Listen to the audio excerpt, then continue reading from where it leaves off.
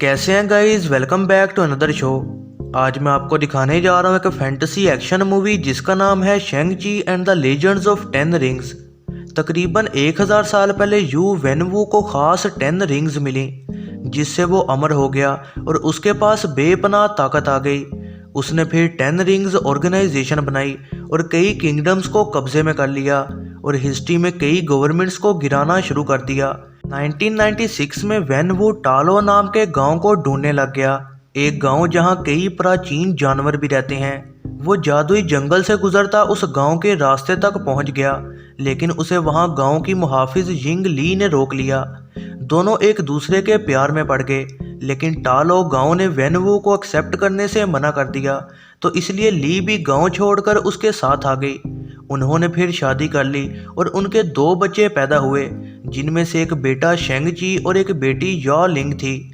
वेनवू ने ली के लिए उस ऑर्गेनाइजेशन को भी बंद कर दिया और उन 10 रिंग्स को भी उतार कर कहीं रख दिया। जब शेंग-ची 7 साल का था तब ली को वेनवू के दुश्मनों ने मार दिया, जो कि आयरन गैंग से ताल्लुक़ रखते थे। इस दुख और गुस्से में वेनवू ने फिर से 10 रिंग्स पहन ली और उसने आयरन गैंग को तबाह बर्बाद कर दिया और फिर से अपनी ऑर्गेनाइजेशन चलाना शुरू कर दी। उसने शेंग-ची को बहुत सख्त मार्शल आर्ट्स ट्रेनिंग से गुजारा, लेकिन वो अपनी बेटी या लिंग को ट्रेनिंग करने नहीं देता था, तो वो चुपके से अकेले मार्शल आर्ट सीखना शुरू हो गई।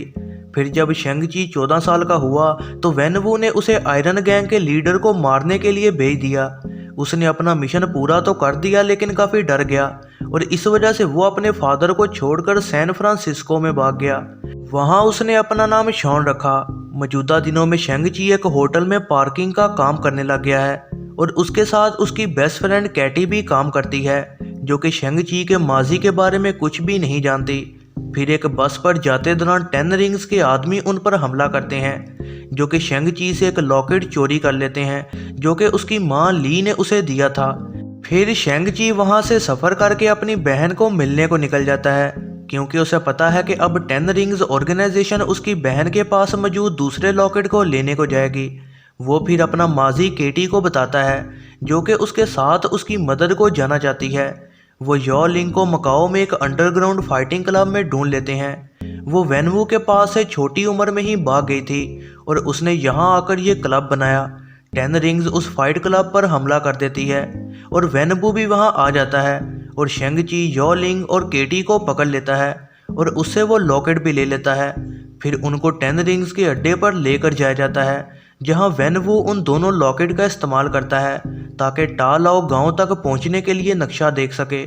वेनवू उन्हें एक्सप्लेन करता है कि उसे ली की आवाज़ें आती रहती हैं और उसे इस बात का यकीन है कि वो जिंदा है और उसे टालाओ गांव में एक बड़े गेट के पीछे कैद करके रखा गया है और वो गांव को तबाह कर देगा अगर उन्होंने ली को ना छोड़ा।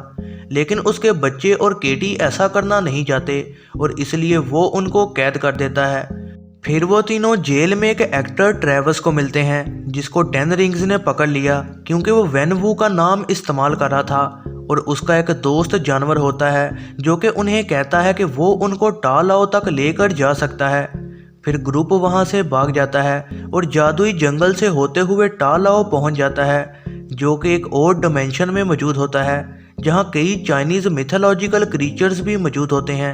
वो वहां यिंग नैन से मिलते हैं, जो कि उनकी मां ली की बहन है, जो कि उनको टालाओ गांव की हिस्ट्री बताती है।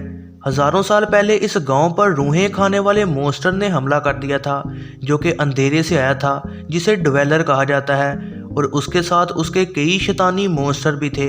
लेकिन उन सब को एक चाइनीज ड्रैगन ने बचा लिया, जिसका नाम द ग्रेट प्रोटेक्टर है। उसने इस डार्कनेस को एक गेट के पीछे सील कर दिया था ताकि वो ड्वेलर्स की दुनिया से मॉन्स्टर को यहाँ आने से रोक सके। नैन के मुताबिक अंधेरे में मौजूद ड्वेलर वेनवू के जहन से खेल रहा है और उसे इस बात का यकीन दिला रहा है कि ली जिंदा है, ताकि वो उसे बचाने को उस गेट को खोल दे। शेंग-ची, या लिंग और केटी गांव वालों के साथ अपनी ट्रेनिंग शुरू कर देते हैं ताकि जब वेनवू यहाँ हमला करने आए तो वो उसे रोकने में उनकी मदद कर सकें। वो खास किस्म की वेपन्स और ड्रेसेस का इस्तेमाल करते हैं, जो कि ड्रैगन के कवच से बनाई गई हैं। फिर वेनवू और 10 रिंग्स वहाँ पर आ जाते हैं और गांव वालों पर हमला कर देते हैं। वेनवू शेंग-ची से लड़ाई के दौरान जीत जाता है और उसे पास मौजूद एक तालाब में फेंक देता है। फिर वो रिंग्स की ताकत से गेट पर जोरदार हमला करता है, जिसकी वजह से गेट में से ड्वेलर के कुछ फौजी आज़ाद हो जाते हैं और फिर 10 रिंग्स के लोग गांव वालों के साथ मिल जाते हैं ताकि इन शैतानों से लड़ा जा सके। शेंग ची को तालाब में मौजूद ग्रेट प्रोटेक्टर बचा लेता है। फिर वो तालाब से निकलकर शेंग ची के साथ उन शैतानों से लड़ना शुरू कर देता है। वेन वू और शेंग ची फिर से एक दूसरे से लड़ते हैं और शेंग ची इस बार जीत रहा होता है, लेकिन वो अपने फादर वेन वू को नहीं मारता और छोड़ देता है। फिर अंधेरे से ड्वेलर कमज़ोर गेट को तोड़ देता है और बाहर निकल आता है और वो शेंग ची पर हमला करता है। फिर वेन वू शेंग ची को बचा लेता है और उसे अपनी 10 रिंग्स का मालिक बना देता है, लेकिन फिर वेन वू को वो शैतान मार देता है और उसकी रूह पी जाता है।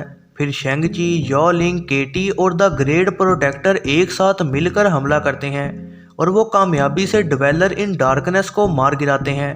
फिर जंग जीतने के बाद शेंग ची और केटी वापस सैन फ्रांसिस्को आ जाते हैं, जहां जादूगर वोंग आ जाता है और उनको कमर ताज में लेकर जाता है।